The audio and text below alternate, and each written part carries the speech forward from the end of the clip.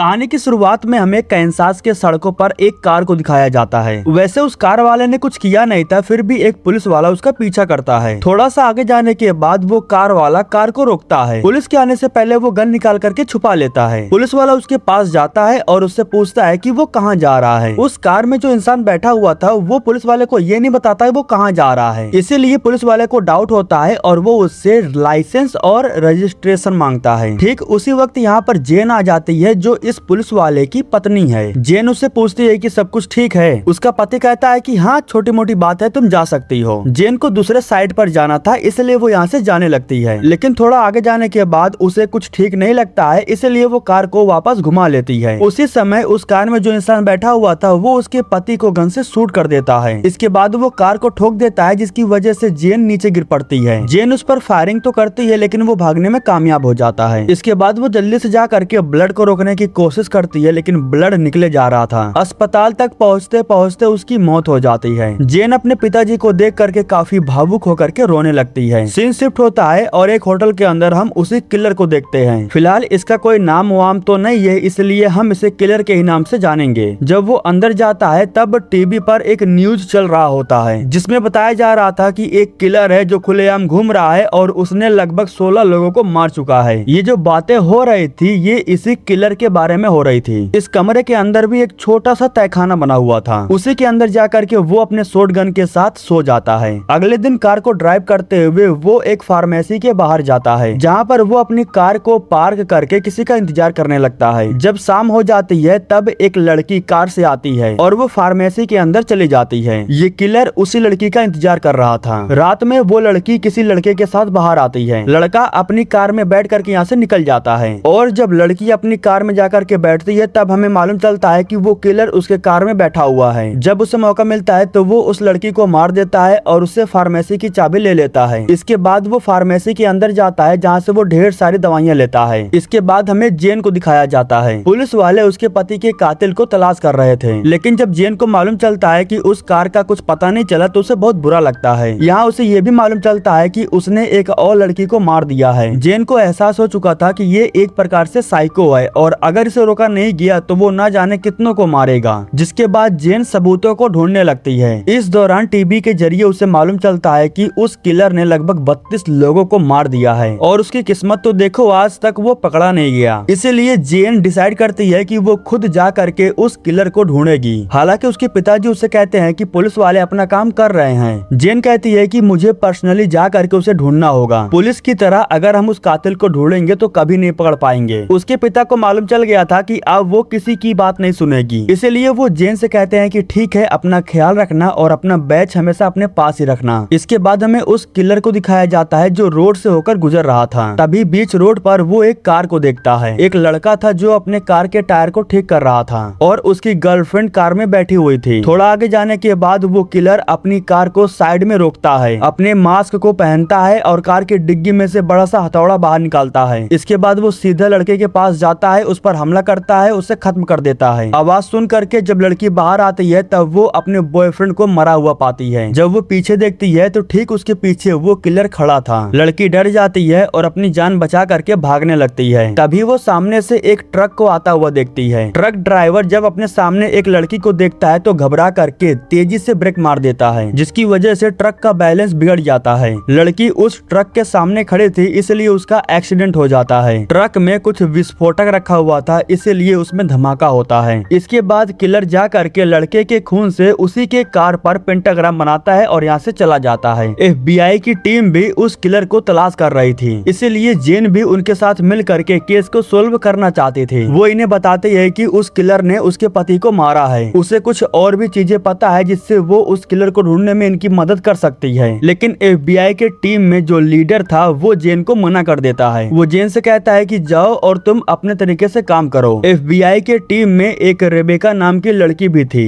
इस लड़की पर ध्यान देना, ये आगे बहुत काम आएगी। फिलहाल जब जेन को मना कर दिया जाता है तब उसे बहुत अफसोस होता है। वो वापस घर चली जाती है। घर पर भी उसे कुछ ठीक नहीं लग रहा था, उसे बहुत अजीब लग रहा था। जब वो चेक करती है तब उसे मालूम चलता है कि वो प्रेग्नेंट है। इस चीज से वो काफी खुश होती है और थोड़ा सा नाराज भी होती है। कुछ समय के बाद जेन के पास रेबेका कॉल करती है। वो जेन से कहती है कि मैं तुम्हें किलर के बारे में कुछ जानकारी देना चाहती आती हूँ। वो जेन से मुलाकात करने के लिए उसे एक क्लब में बुलाती है, जहाँ रेबेका उससे कहती है कि मैं तुम्हारी हेल्प कर रही हूँ, अगर ये बात मेरे बॉस को पता चल गया तो मुझ पर मुसीबत आ सकती है। रिपोर्ट के मुताबिक रेबेका ने पता लगाया था कि वो किलर किन रास्तों से होकर गुजर रहा है। रेबेका ये भी बताती है कि अब तक स्टडी के मुताबिक हमें पता चला है कि उस किलर का कोई खास मकसद है। लड़की को जान से मारने के बाद उसने फार्मेसी के अंदर से कुछ दवाइयाँ चुराई। इसके बाद उसने एक बंदूक डीलर को मारा, उसके पास से कुछ बंदूकें और ग्रेनेड को चुरा लिया। जेन कहती है कि अब तक जितना मुझे पता है कि वो अपनी कार में ही सोता है, लेकिन रेबेका उसे बताती है कि नहीं, हमारे स्टडी के अनुसार वो होटल्स में रुकता है। जेन को यकीन नहीं हो रहा था, इसलिए रेबेका उसे उस होटल के पास लेकर के जाती है जहाँ पर वो किलर एक रात रुका था। रेबेका बताती है कि सुबह में जब होटल का मालिक रूम चेक करने के लिए आया तब उसने एक धारदार चाकू से उस पर हमला कर दिया। अंदर हर तरफ फर्श पर खून पड़ा हुआ था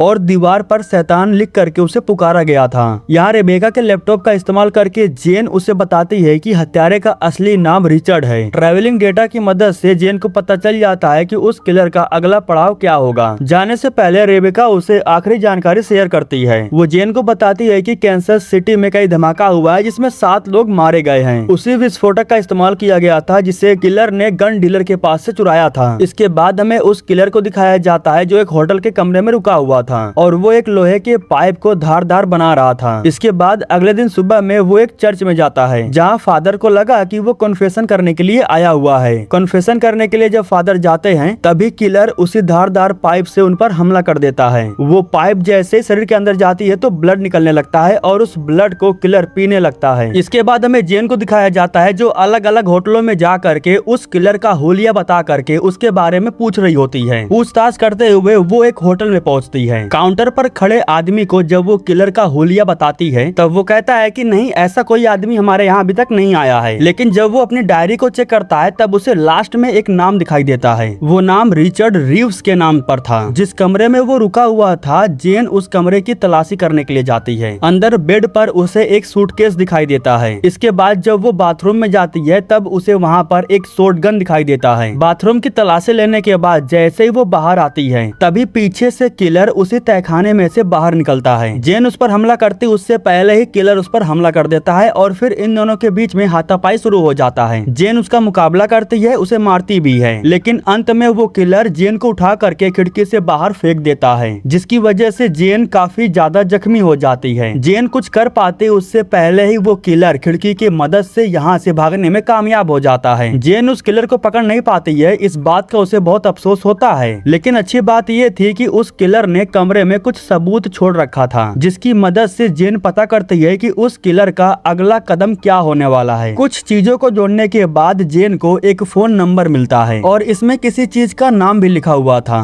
इसके बाद हमें उस किलर को दिखाया जाता है जो कॉल पर किसी से बात कर रहा होता है। कैल्विन नाम का एक इंसान था जो उसका फोन रिसीव करता है। किलर उससे कहता है कि मैं भी शैतान की पूजा करता हूँ और मुझे तुम्हारी संस्था में जुड़ना है। मैंने अखबार में तुम्हारा प्रचार पढ़ लिया है। इसके बाद कैल्विन उसे एक एड्रेस पर आने के लिए कहता है। किलर जब उस एड्रेस पर जाकर के पहुंचता है तब कैल्विन उसे लेने के लिए आता है। कैल्विन जब उससे उसका नाम पूछता है तब वो अपना नाम रिचर्ड बताता है। इसके बाद वो उसे लेकर के अपने लीडर के पास जाता है जहाँ किलर की मुलाकात थॉमस से होती है जो फिलहाल इस संस्था को चला रहा है। जो शैतान को मानते हैं उन्हें वो अपनी गैंग में शामिल कर लेता है। यहाँ पर ये सारे लोग ड्रग्स लेते हैं। यही चीज देख करके किलर को बुरा लगता है। वो समझ जाता है कि ये लोग दिखावटी हैं और ढोंग कर रहे हैं। इसके बाद कैल्विन उस किलर को ले जा करके उसका कमरा दिखाता है। यहाँ पर किलर उससे कहता है कि मुझे एक इंसान की जानकारी चाहिए। कैल्विन कहता है कि ठीक है, मिल जाएगा, उसका नाम और पता बताओ। किलर कहता है कि वही तो मुझे नहीं पता है, मुझे सिर्फ इतना पता है कि वो क्या करता है। कैल्विन कहता है कि ठीक है, मैं पता करता हूँ। किलर जब टीवी को चालू करता है तब उसे मालूम चलता है कि जिस पुलिस वाले को उसने गोली मारी थी उसकी पत्नी उसे ढूंढ रही है। वो किलर के बारे में न्यूज पर अनाप शनाप बक रही होती है। वो ये भी कहती है कि मैं हर हाल में उस किलर को ढूंढ करके रहूंगी। अगले दिन ऑफिस में जेन के लिए एक कॉल आता है। जेन को जब कॉल ट्रांसफर किया जाता है तब उसे मालूम चलता है कि ये कॉल उसी किलर ने किया है, जो कि जेन से कहता है कि मुझे पता है तुम मेरा पीछा कर रही हो, अच्छी बात है, मैं तुम्हारे लिए रास्ते में सबूत छोड़ दूंगा। इतना कहने के बाद वो कॉल को कट कर देता है। इसके बाद जब किलर वापस से थॉमस के ग्रुप के पास जाता है तब उसे मालूम चलता है कि थॉमस हर किसी को कोई नशीला पदार्थ खिला रहा है। इसे खाने के बाद हर कोई नशे में हो जाता है। थॉमस भी उस गोली को खाता है। इसके बाद ये सभी लोग अपने कपड़ों को उतार देते हैं और फिर एक दूसरे के साथ इंटीमेट होने लगते हैं। किलर खड़े होकर के ये सब कुछ देख रहा होता है। कुछ समय के बाद कैल्विन उस आदमी की जानकारी निकाल करके किलर को देता है। उसका नाम विल्केस था और उसका एड्रेस भी लिखा हुआ था। जानकारी मिल जाने के बाद जब किलर यहाँ से जाने लगता है तभी कैल्विन उसे रोकने के लिए आता है। यहाँ पर उससे मालूम चलता है कि यही इंसान किलर है जो बाकियों को मार रहा है। वो कैल्विन से कहता है कि तुम उन लोगों की तरह नहीं हो, तुम्हारे पास मौका है, यहाँ से भाग जाओ। इसके बाद वो कुल्हाड़ी और पेट्रोल का डब्बा लेकर के अंदर जाता है। जब ये लोग इंटीमेट हो रहे थे तो उसी वक्त किलर इन पर हमला करता है और इन सब को खत्म कर देता है।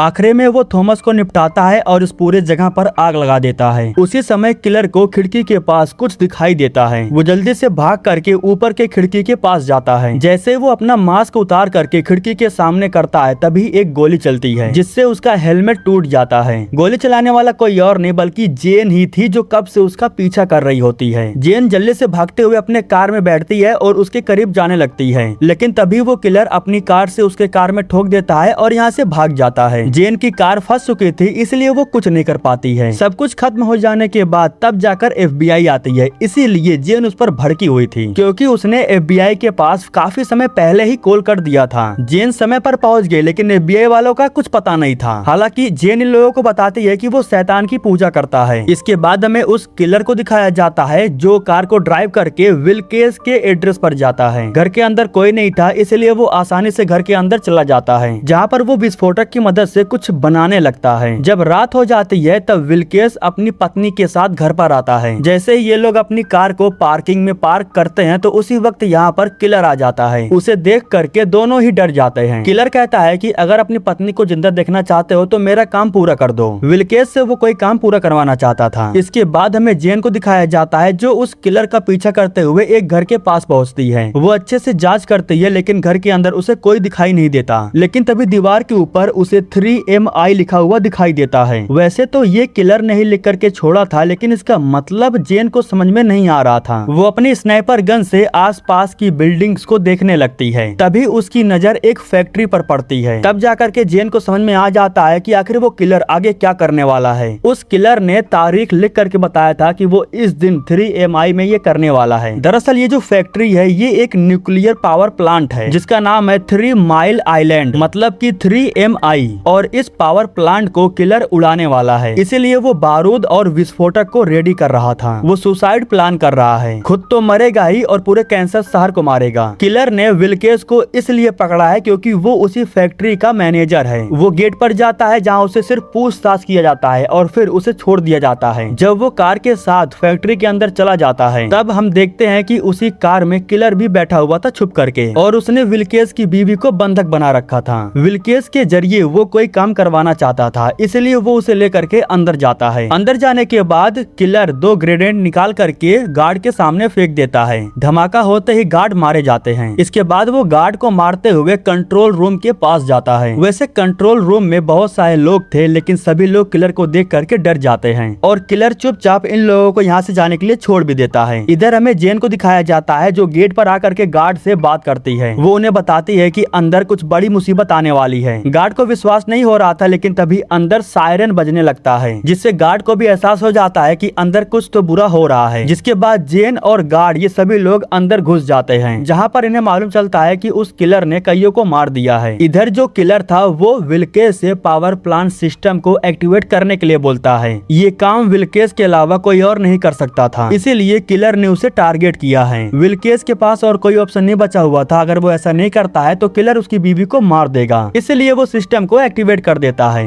अभी भी ये लोग बात करके किलर को रोकना चाहते थे। जेन इन्हें बताती है कि मैं किलर को शुरू से देखते आ रही हूँ। वो यहाँ समझौता करने नहीं आया है बल्कि वो सुसाइड करने वाला है। वो शुरू से ही इस चीज का प्लान कर रहा था। विल्केस ने अपना काम पूरा कर दिया था लेकिन फिर भी किलर उसे नहीं छोड़ता है। वो गन से विल्केस को भी खत्म कर देता है। इसके बाद हमें मालूम चलता है कि उसने अपने शरीर में ढेर सारे बम को बांध रखा है। ग्रेनेड का इस्तेमाल करके वो इस पूरे जगह को उड़ाने वाला था। दरवाजा तोड़ने की तैयारी तो हो रही थी लेकिन इसमें काफी वक्त लगने वाला था। लेकिन जेन इन्हें बताती है कि हमारे पास इतना वक्त नहीं है, हमें जल्दी कुछ न कुछ करना होगा। तभी गार्ड जेन को बताता है कि ऊपर एक कांच का खिड़की है जहाँ से हम उस किलर को देख सकते हैं। लेकिन दिक्कत की बात ये थी कि वो जो कांच था ना वो बुलेट प्रूफ था। तभी जेन को यहाँ पर एक स्नाइपर रखा हुआ दिखाई देता है। स्नाइपर से वो एक जगह पर पॉइंट करके उस पर बार बार फायरिंग करने लगती है जिससे कांच पर होल हो जाता है। उसी होल का इस्तेमाल करके जेन उसके पैरों पर शूट कर देती है, लेकिन उसी समय वो ग्रेनेड का पिन निकाल देता है। इसके बाद वो उसके हाथों पर शूट करती है। इसके बाद वो उसके सीधे सर पर गोली मारती है, जिसकी वजह से उसकी मौत हो जाती है। इस घटना को कई महीने बीत चुके थे। जेन अपने बच्चे के आने की तैयारी कर रही थी। इस दौरान हमें मालूम चलता है कि वो किलर मरा नहीं है, बल्कि वो अभी भी जिंदा है। उसे ले जा करके कैलिफोर्निया के एक हाई टेक वाले जेल में बंद कर दिया जाता है। इसी के साथ ये कहानी यहीं पर खत्म हो जाती है।